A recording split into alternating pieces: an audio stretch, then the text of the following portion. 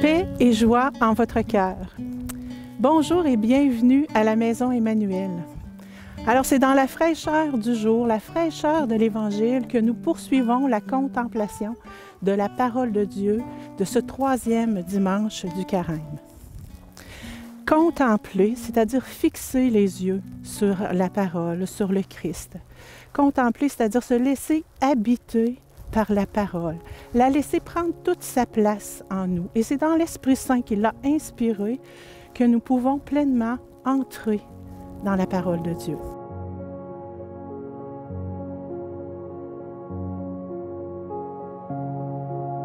Après avoir contemplé dans les 2 derniers dimanches du Carême les tentations de Jésus et la transfiguration dans l'Évangile de Saint Marc, maintenant, nous poursuivons notre chemin vers Pâques dans l'Évangile de Saint Jean. Le récit nous raconte l'expulsion des vendeurs du temple et la promesse que Jésus nous fait, c'est-à-dire qu'il est le nouveau temple.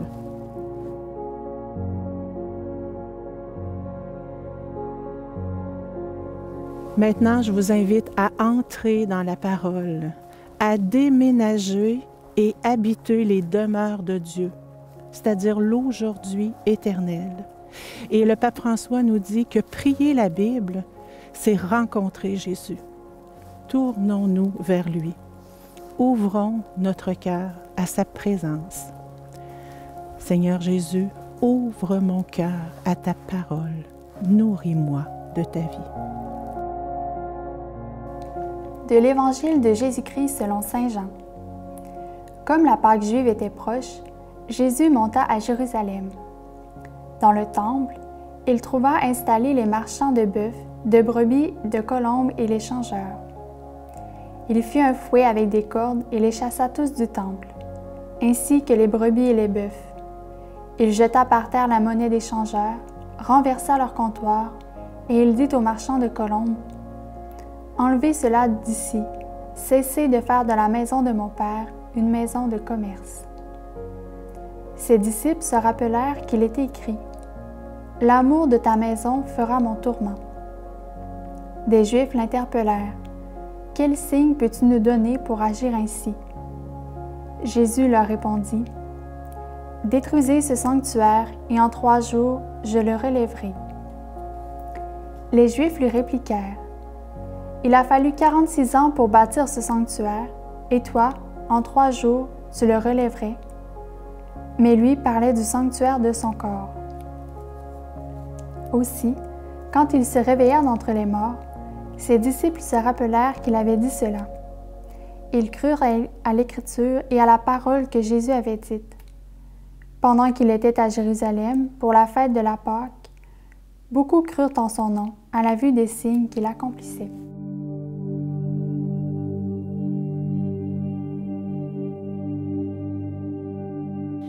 Jésus monte à Jérusalem.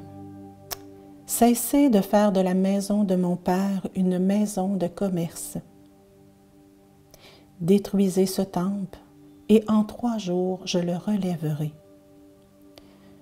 Beaucoup crurent en son nom, à la vue des signes qu'il accomplissait. Ce récit suit immédiatement le récit des noces de Cana, premier signe de Jésus et début de son ministère. La scène se passe au temple. La fête de Pâques approche. On y retrouve les marchands de bœufs, de brebis, les changeurs de monnaie assis à leur comptoir. Et il y a l'autorité de Jésus, l'autorité de sa parole. Dire et faire sont un pour Dieu. Ici, Jésus opère un passage. Son corps devient le nouveau temple. Et on ne comprendra qu'après la résurrection. Mais qu'est-ce que ça veut dire, Jésus, le vrai temple? Dans l'Ancien Testament, le temple a une double signification. C'est d'abord le lieu de la rencontre de Dieu et le lieu de rassemblement des tribus. C'est en lui que nous pouvons faire une expérience authentique de la rencontre de Dieu. Et c'est en lui que nous pouvons faire une expérience véritable de fraternité. À l'approche de Pâques, ce geste du Christ, qu'il fit un fouet avec une corde et les chassa tous du temple. Et ce qu'il dit résonne encore dans notre cœur.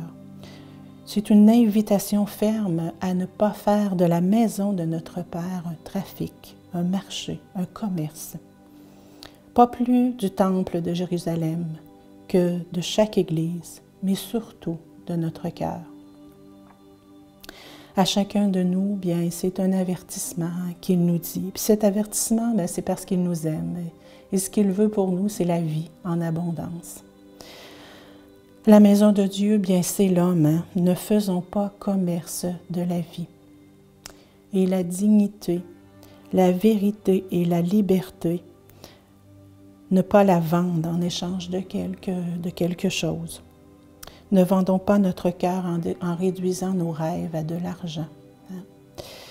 Ne faisons pas commerce de notre cœur. Ne faisons pas de la loi un objet de trafic. N'adoptons pas avec Dieu la loi de la négociation, de ses faveurs en contrepartie d'un don, hein, d'une messe, d'une offrande, d'un lampion, afin d'obtenir quelque chose de lui. Il est notre Sauveur, venu pour nous illuminer de la vérité, pour purifier le temple, pour rouvrir la raison aux grands horizons de Dieu, aux grands rêves de Dieu.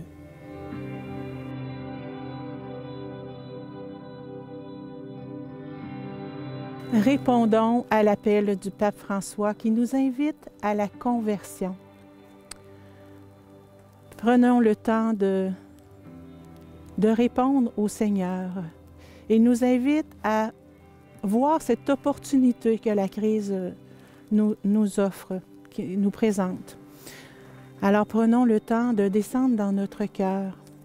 Demeure de la parole, demeure de Dieu.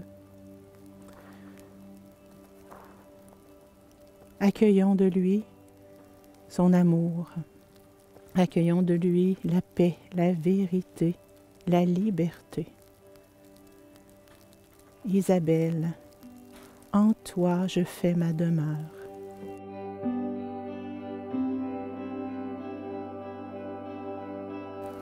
Confions-lui nos tentations de marchandage. Confions-lui tout ce que nous pouvons donner contre de l'argent et toutes les tentations que nous pouvons avoir, des fois de piler sur notre cœur pour une reconnaissance du monde.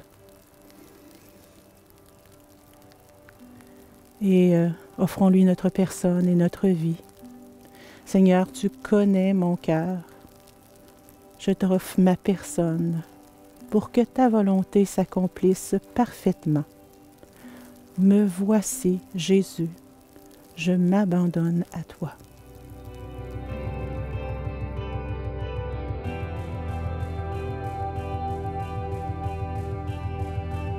En ce troisième dimanche du Carême, ouvrons notre cœur au grand horizon de Dieu, au grand rêve de Dieu, et laissons-nous interpeller par le pape François, qui nous dit « Laisse-toi entraîner ». Secoué, défié. Lorsque tu sentiras le déclic, arrête-toi et prie. Lis l'Évangile et ensuite agis. Appelle, rends visite, offre tes services. Dis que tu veux faire partie d'un monde nouveau et que c'est un premier bon point de départ. Alors, restons attentifs aux personnes que le Seigneur mettra sur notre route tout au long de cette semaine. Le Seigneur demeure en chacun d'eux. Tous les gestes, les actions, les paroles, les moments de réconfort que vous aurez avec chacun d'eux, bien prenons conscience de la présence du Christ en eux. Alors, je vous souhaite une belle semaine, que le Seigneur lui-même vous bénisse et vous garde dans la confiance. Bonne semaine avec lui.